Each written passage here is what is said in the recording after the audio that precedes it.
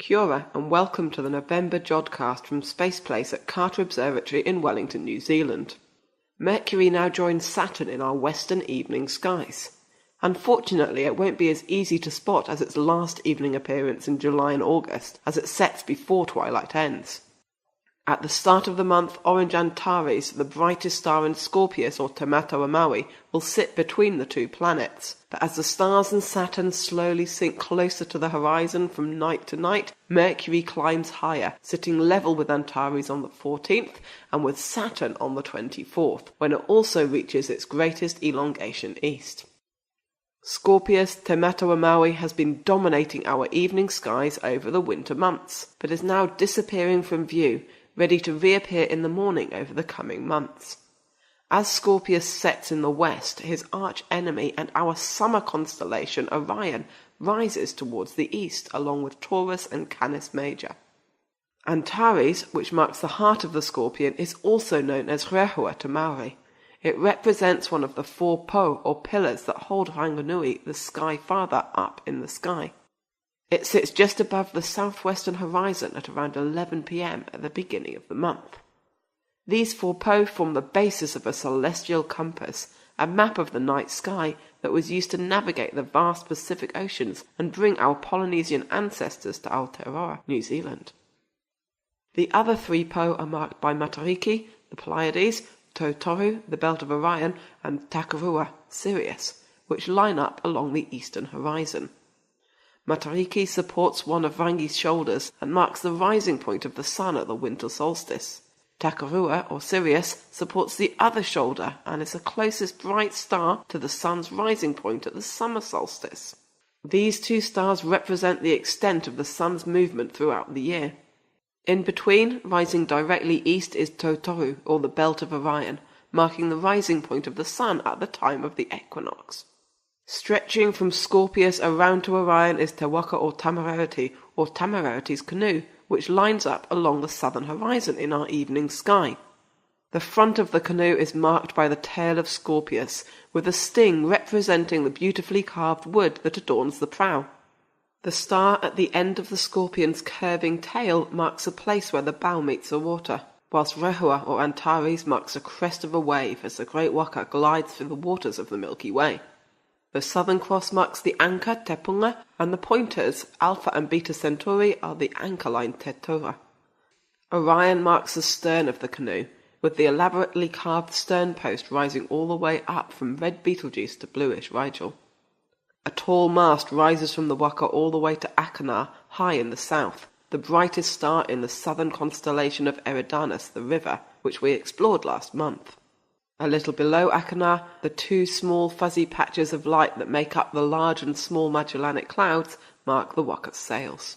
One story tells of Tamarerity sailing across the sky in his Waka with all the stars in kete or baskets. He places the key seasonal and navigational stars in their correct positions in the sky, but he finds he has lots of smaller stars left over. So he capsizes his Waka, spilling all the smaller stars into the sky, forming Te Ikaroa, or the Milky Way. Another story tells of Tamarerity scattering bright pebbles in the dark, lightless sky to help guide his way home. The pebbles became the stars, and the wake of his Waka formed the Milky Way. The sky we see in mid-evening in October-November each year is, in fact, the same sky we see just before sunrise around June, the time we celebrate Matariki, or Maori New Year. It is said that the bright star Canopus, or Atutahi, the Ariki or High Chief of the Heavens, pulls up the anchor at the start of the year, starting the Waka in motion. During the year you can track the progress of Tamarerity's Waka as it moves across the sky, one day at a time. On the opposite side of the sky is the great square of Pegasus, the flying horse, leaping over the northern horizon. Last month we talked a little about this wonderful constellation, its brightest star Enif marking the horse's muzzle, and the beautiful globular cluster M15. But we can also use Pegasus to help us find some of our nearest galactic neighbours. The star at the bottom right of the great square of Pegasus is in fact Alpha Andromedae, or Alpheratz, the brightest star in the constellation of Andromeda. Located some 97 light-years from Earth, it is a spectroscopic binary star whose two components orbit each other in just 100 days. Alpheratz is a great starting point to star hop to the great galaxy in Andromeda, or M31. The nearest large spiral galaxy to our own, M31 makes a rare appearance in our southern hemisphere skies at this time of year, but you'll need a good dark sky and a clear view of the northern horizon to spot it. The further north you go, the better your chances of finding it. From Alpheratz, look for two chains of stars extending out to the east. Hop along the uppermost and brightest of these chains, past Delta Andromedae to Mirac Beta Andromedae, then turn sharply right and head down to Mu Andromedae before jumping on the same distance again to find the galaxy. The Andromeda Galaxy covers an area around 6 times the diameter of the full moon, but only the brighter central region is easily visible to the naked eye, or with binoculars or a small telescope. At 2.5 million light-years away and magnitude 3.4, the Andromeda Galaxy is the most distant object easily visible with the naked eye. It is thought to contain around 1 trillion stars, well over twice the number estimated in our own Milky Way. Some recent studies, however, have suggested that the Milky Way may contain more dark matter, giving the two galaxies a more similar mass. M31 is approaching the Milky Way at 110 kilometers per second and is expected to collide and merge with our own galaxy in around 4 billion years. A little higher and towards the east, the Triangulum Galaxy, or M33, is better placed in our skies. At around 3 million light-years from Earth and shining at magnitude 5.7, it is just at the limit of naked eye visibility under excellent conditions, making it one of the most distant objects able to be glimpsed unaided. To find M33, head back from Andromeda towards Mirac and then continue a similar distance to the other side. While spotting it with the naked eye is a real challenge, it's easily observable in a pair of binoculars. With the mass of tens of millions of suns, M33 is also approaching us at around 100,000 kilometers per hour. The most striking feature of the Triangulum Galaxy is a massive region of star formation known as NGC 604, which can be seen with a small telescope.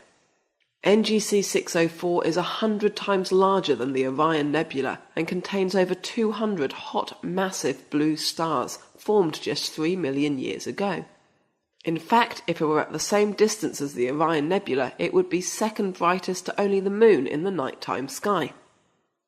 Also look out this month for the Leonid meteor shower, which peaks around the 17th to 18th of November, when the Earth passes through the trail of dust and debris left behind by the comet Tempel-Tuttle.